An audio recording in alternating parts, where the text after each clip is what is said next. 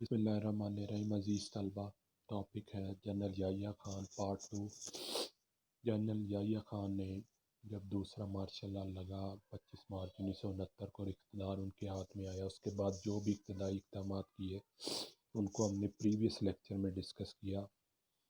جس میں سب سے پہلے انہوں نے فری اینڈ ٹرانسپیرنٹ الیکشنز کی بات کی کہ اس کو جلد از جلد کروایا جائے گا، اور جو عوامی نمائندے ہیں ان کو اختیارات جو ہے اس ان کی تقسیم کی جائے گی۔ اس کے ساتھ ساتھ انہوں نے 1970 مارچ میں لیگل فریم ورک آرڈر دیا، جس کے مطابق جو آئین کے ضابطے ہیں ان میں کچھ ترامیم کی گئیں، اور اس کے مطابق یہ ہے کہ قومی اسمبلی کے اراکین کی تعداد ان کو 313 یعنی 300 جنرل سیٹس اور 313 صرف خواتین کے لیے۔ اب اس کی انہوں نے ڈسٹریبیوشن اس کی کوشش کی کہ اکارڈنگ ٹو پاپولیشن ہو، تو اس میں جو سیٹس کی ڈویژن تھی اس کا بھی میں ذکر کرتا ہوں۔ 300 میں 163 سیٹس فار مشرقی Pakistan, 82 seats for Punjab, 27 for Sindh, 4 for Balochistan and 18 for صوبہ سرحد۔ اور یہ ٹوٹل جب اس کو کریں 300 ہے، اور اس طرح خواتین کی 13، تو یہ ٹوٹل ہو جائیں گی 313۔ اسی طرح ڈفرینٹ جو صوبائی سیٹس ان کا ذکر کیا گیا، مشرقی پاکستان میں 310، پنجاب میں 186، سندھ میں 62، بلوچستان میں 21 اور صوبہ سرحد میں 42۔ اس کے بعد انتخابات کی ڈیٹس دے دی گئی، تو ملک میں جو عام انتخابات تھے ان کی ڈیٹس دی گئی 5 اکتوبر 1970، لیکن 5 اکتوبر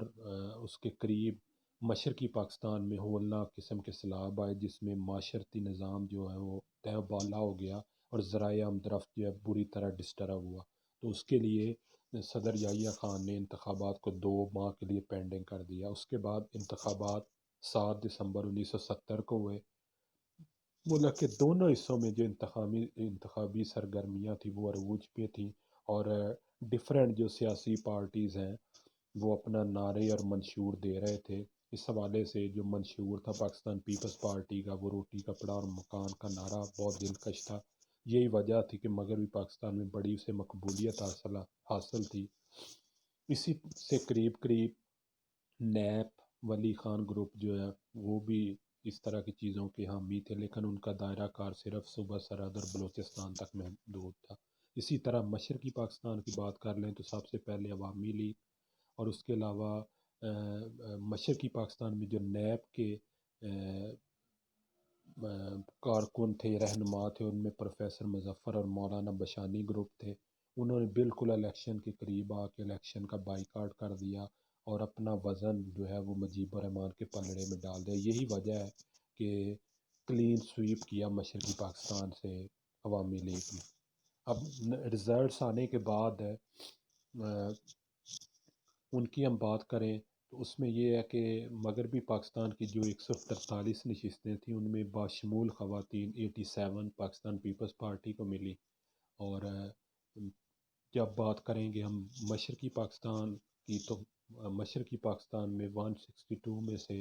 160 سیٹس جو ہیں وہ عوامی لیگ کو ملی۔ کلین سویپ انہوں نے کیا۔ اس کے بعد ایک کرائسس سٹارٹ ہو گیا، جس میں دونوں جو ونگز ہیں ان میں پیرٹی اس کو قائم کرنے کے لیے، اور اس کے علاوہ یہ ہے کہ قائدین مشرقی پاکستان کے جو قائدین تھے اور اس سائڈ پہ پاکستان پیپلز پارٹی تھی، تو وہ ایک رسہ کشی والی صورتحال ہو گئی۔ ایسی صورتحال میں صدر یحییٰ خان نے بھی کوشش کی کہ وہ اپنا رول پلے کرے، بہرحال وہ اس کو اچھے انداز سے کر نہیں سکے۔ بھٹو صاحب بھی مشرقی پاکستان تشریف لے گئے، کافی معاملات میں پیش رفت بھی ہوئی شیخ مجیب الرحمان کے ساتھ، لیکن جب وہ واپس آئے پاکستان مغربی پاکستان میں تو دوبارہ حالات اسی طرح ہو گئے، اور الٹیمیٹلی حالات ہم دیکھتے ہیں کہ مشرقی پاکستان میں کونے کونے میں ہنگامہ رائی شروع ہو گئی، اس کے علاوہ لوٹ مار اور اس طرح غیر بنگالیوں کا قتل عام۔ الٹیمیٹلی 23 مارچ 1971 کو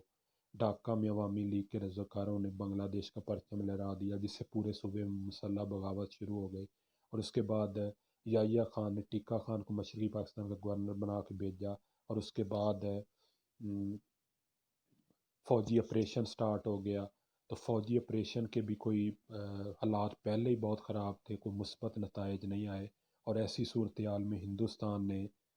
اپنا منفی کردار جو ہے اس کو ادا کیا، اور جو بنگلہ دیش سے لوگ باگ کے ہندوستان چلے گئے تھے ان کو پراپر ٹرین کیا تاکہ وہ دوبارہ مشرقی پاکستان میں آ کے